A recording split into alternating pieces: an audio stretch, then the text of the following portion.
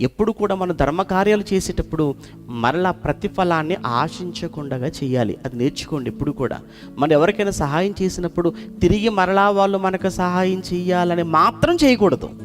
వద్దు, ఆశించకూడదు. ఇంకొక మాటలు చెప్పాలంటే అసలు ఏమంటాడు తెలుసా బైబిల్లో, మీరు ధర్మకార్యములు చేయనప్పుడు అసలు మీ కుడి చేయి చేసేదే మీ ఎడమ చేయికి తెలియకూడదు.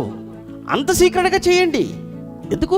ఆయన చూడాలి, ఆయన మీకు ప్రతిఫలం ఇవ్వాలి. అయితే మరలా మీకు ఒక అనుమానం, ఏమంటే ఇలా డబ్బులు పోగొట్టుకుంటూ ఉంటే, అందరికీ అన్నీ ఇచ్చి అన్నీ చేసి అన్నీ సహాయం చేసుకుంటూ వెళ్ళిపోతూ ఉంటే మరి మా దగ్గర ఏమండి మిగులుతాయి అని మీరు ఒకవేళ అనుకోవచ్చు. మీకు తెలియని ఒక నిజం ఏంటంటే, యోబు చేసుకుంటూ వెళ్ళిపోయాడండి. యోబుకి ఏమైనా తక్కువైందా? అబ్రహాము చేస్తూ వెళ్ళిపోయాడు, అబ్రహాముకి ఏమైనా తక్కువైపోయిందా? కొర్నేలు చేసుకుంటూ వెళ్ళిపోయాడు, కొర్నేలు ఉద్యోగాన్ని ఊడిపోయిందా? నీకు తెలియని ఒక విచిత్రమైన విషయం చెప్పంటావా? నువ్వు పెగబట్టినప్పుడే మొత్తం పోగొట్టుకుంటావు. నువ్వు ఇచ్చేవాడిగా ఉంటే దేవుడు నిన్ను ఎప్పుడు ఇచ్చేవాడిగానే పెడతాడు. అది బైబిల్లో ఎందరో భక్తుల జీవితాలలో ప్రత్యక్షంగా దేవుడు మనకు చూపించింది.